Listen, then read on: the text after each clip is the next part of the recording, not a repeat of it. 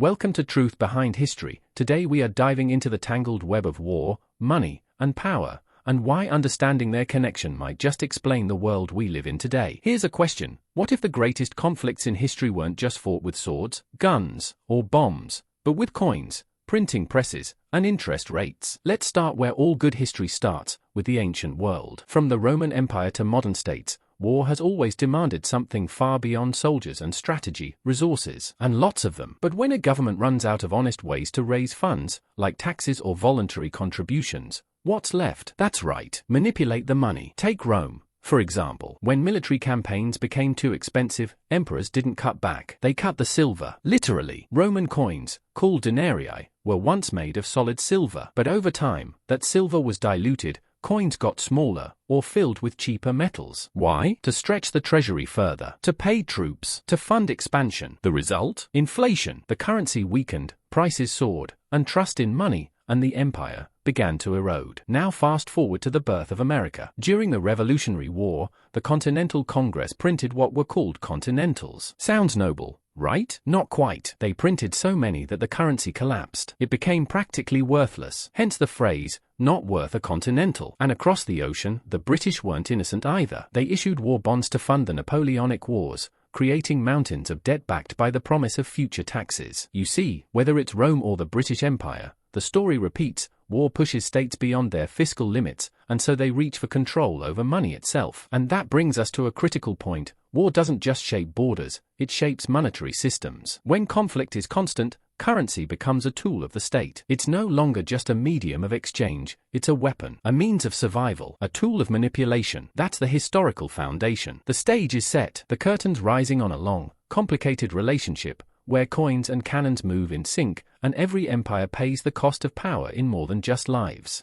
Alright, now that we've set the stage with Rome and revolution, let's leap into the 20th century, where war didn't just influence money, it completely transformed it. World War I was a turning point. In the lead up to that war, most major powers operated under the gold standard. That meant every unit of currency could be redeemed for a fixed amount of gold. It imposed discipline. If you wanted to print more money, you had to have the gold to back it up. But once the war began, discipline went out the window. Governments suspended the gold standard to freely print money and finance the enormous cost of total war. It was a monetary jailbreak, and the consequences were devastating. Nowhere was this more obvious than in post-war Germany. After World War I, the Treaty of Versailles demanded crushing reparations from the German government. In response, Germany started printing marks at an almost incomprehensible pace. It wasn't just a bad idea, it was economic self-destruction. By 1923, people needed wheelbarrows full of cash just to buy a loaf of bread. That's not an exaggeration. That's Weimar hyperinflation, one of the worst episodes of currency collapse in modern history. And it wasn't just numbers on a page, it destroyed savings, crushed the middle class, and created fertile ground for extremism. The seeds of the next war were sown in the ashes of this economic disaster. Fast forward to World War II. The United States faced a new kind of mobilization,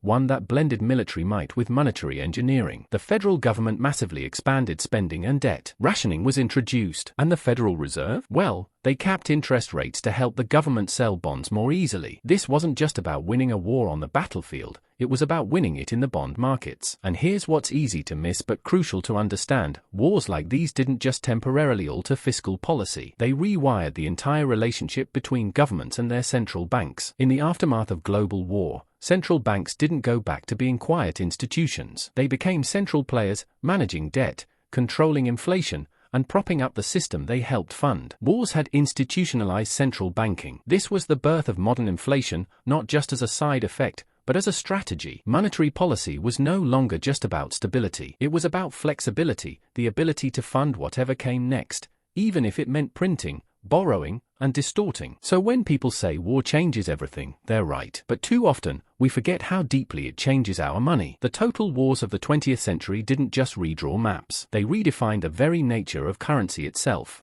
Now, let's talk about the aftermath of war, and how the peace that followed wasn't really peace at all, but the foundation of something new, something global, something permanent. After World War II, the world was desperate for economic stability. Currencies had been wrecked, trade was chaotic, and trust was in short supply. So in 1944, with the war still raging, delegates from 44 countries met in Bretton Woods, New Hampshire. Their goal? To create a new financial order. What came out of that meeting was monumental. The Bretton Woods system pegged global currencies to the US dollar, and crucially, the dollar was pegged to gold. That gave everyone the illusion of a gold-backed world. But in practice, it centralized global finance around the United States. The dollar became the axis of international trade, and with it, the US gained unprecedented monetary power. Now fast forward just a bit to 1961. President Dwight D. Eisenhower, a former general, no stranger to war, delivered one of the most prophetic warnings in American history. He cautioned against what he called the military-industrial complex, a growing alliance between government, defense contractors,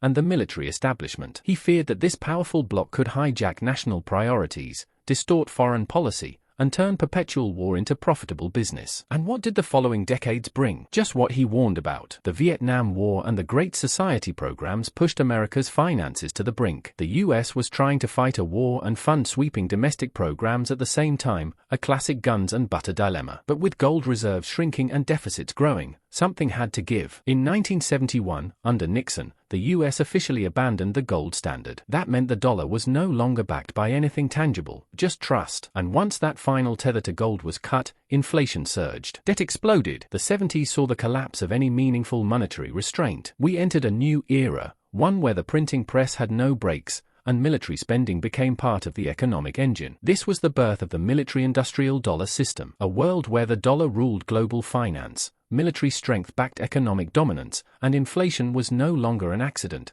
but a policy tool. So ask yourself, did the Cold War really end? Or did it just evolve from a geopolitical standoff into a financial system built on force, credit, and central control?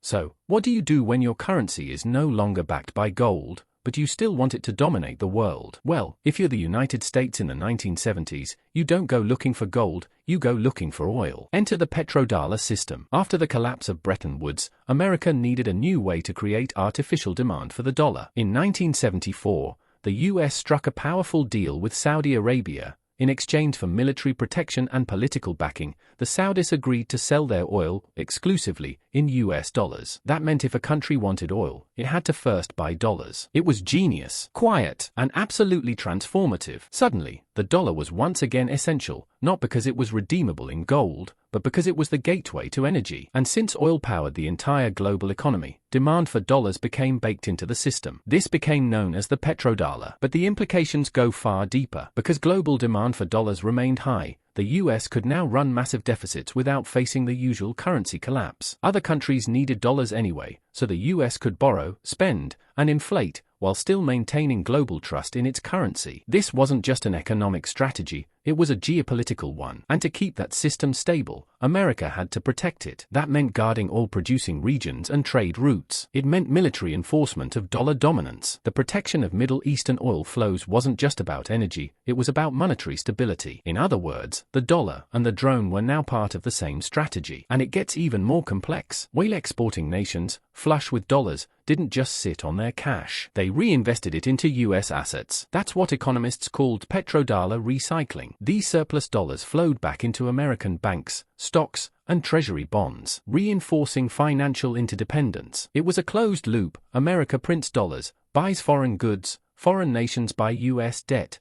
and the cycle continues. Think about that. A global system where energy, finance, and military force are fused, and the keystone is a currency no longer tied to anything tangible. That's monetary imperialism, not through conquest, but through contracts, not with chains, but with debt. And it all started with a handshake in the desert. Let's turn to a modern example, one that's still shaping the world today: the War on Terror. After the attacks on September 11th, the United States launched a global military campaign. First Afghanistan, then Iraq, and eventually a sprawling web of operations across the Middle East, North Africa, and beyond. But what made this war different wasn't just its scope, it was the way it was funded, the secrecy surrounding its costs, and the long-term damage it inflicted on trust and transparency. So how much did it cost? According to Brown University's Costs of War project, over $8 trillion.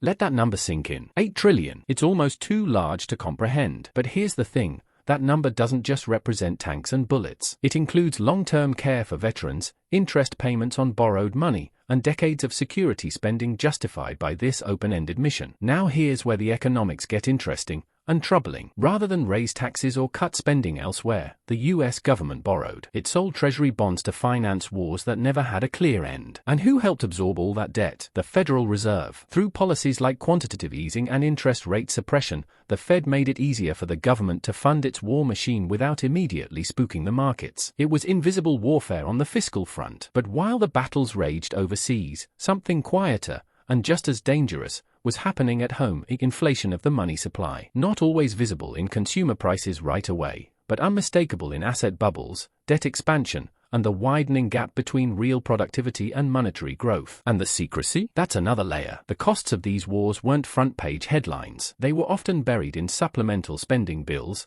outside the normal budget. No votes, no debates, just quiet authorizations, backed by fear and wrapped in patriotism. It was the perfect cover for a spending spree without accountability. And let's not forget what else grew during this era: the surveillance state, the Department of Homeland Security, the NSA's expanded powers, the militarization of local police, all justified under the same umbrella, national security, but funded through the same mechanism: endless borrowing and a complicit monetary policy. So here's the takeaway: the war on terror wasn't just a military conflict. It was a fiscal experiment, a test to see how far a government could push its budget, its central bank, and its people, without breaking the illusion of stability. And in many ways, it succeeded. But the bill is still coming due. Let's bring it closer to the present, because history isn't just something we study, it's something we're living. When COVID hit, the world paused. But government spending? It didn't. In fact, it exploded. The US injected over $5 trillion into the economy in less than 2 years. Direct checks, business bailouts, expanded unemployment. Stimulus became the name of the game. And how was it paid for? The answer should sound familiar by now: debt, borrowing, and the quiet hum of the Federal Reserve. Money printer go BRR. Sure, it became a meme. But behind the meme was a staggering reality. The money supply didn't just increase, it surged. From 2020 to 2022, the United States printed more dollars than in the entire previous history of the country combined. This wasn't business as usual. It was wartime economics, without a traditional war. And that's the point of this slide. Inflation today isn't an isolated glitch. It's part of a pattern. The same pattern we've seen throughout history. A crisis arises. The government responds with spending. The central bank makes it possible. And inflation follows. But what's different now is how quickly it happens. In the past, inflation built slowly. Today, because of how interconnected the world is, and how digitized money has become, the effects show up almost immediately, in groceries, gas, housing, and stocks. People feel it before they understand it. And when trust in money erodes, what happens? People search for alternatives: gold, Bitcoin, real assets, barter, you name it. The same way Roman citizens melted down old silver coins. The same way Germans in the Weimar Republic turned to foreign currencies or physical goods. Today's inflation is sparking the same response: a flight from fiat. And the debt? It's not slowing down. Trillions more have been added since the pandemic. The Congressional Budget Office has already warned that America's current trajectory is unsustainable. But political solutions remain elusive, because cutting spending is unpopular, and raising taxes is political suicide. So what's left? More debt, more inflation, more normalization of crisis. It's empire logic. When expansion falters, you paper over it. When trust wavers, you distract. When the foundation shakes, you print. This is why inflation today isn't just economic, it's philosophical. It forces us to ask: what is money? What gives it value? And who decides? Because if history teaches us anything, it's this: inflation is never neutral. It benefits the few at the expense of the many. It's a hidden tax, a slow siphoning of wealth. And whether it's done in the name of war, health, or stability, the pattern remains the same. The empire echoes aloud if you're listening. Alright, so far, we've followed the arc of centralized war, centralized money, and the inflation that always seems to follow. But what if there were another way? Let's talk about alternatives. Throughout history, not every society has relied on empire-scale spending or fiat currencies to maintain defense and order. Some took radically different paths, ones built on decentralization, restraint, and real value. Take Switzerland, for example, a country surrounded by major powers, yet it's remained famously neutral for centuries. But here's what people often miss: Swiss defense isn't built on passivity, it's built on preparation. Every able-bodied citizen serves in the military. There's a culture of readiness, not conquest. The Swiss didn't need a $1 trillion defense budget to stay safe. They needed trust, training, and local ownership of responsibility. That's decentralized defense. And it's not limited to just one nation. Now zoom out to the idea of citizen militias. Common throughout history, local communities defending themselves without standing armies or foreign bases. Yes, there are risks. But there's also agency. When people directly protect what they value, they become more invested in peace and accountability. Compare that to a distant bureaucracy deciding where to send drones or soldiers, far removed from the costs on the ground. But decentralization isn't just about guns, it's also about money. Throughout history, the strongest money was backed by something real. Gold, silver, land. It didn't inflate on a whim. It couldn't be created by decree. And today, we're starting to see a resurgence of this idea with modern tools. Think of Bitcoin. Digital, yet scarce, immune to centralized control. Not perfect, but a signal that people are searching for sound money, something that holds value not because a government says so, but because its rules are transparent and incorruptible. Sound money limits the power to wage endless war. You can't fund an invasion if you can't print the cost. You can't build an empire on a blockchain, at least not without consent. Now, let's go even further. What happens when local communities control their own food, energy, and production? What if resilience came not from global supply chains, but from neighborhood gardens, independent grids, and voluntary trade networks? That's the dream of decentralization, not just in defense or money, but in life itself. Of course,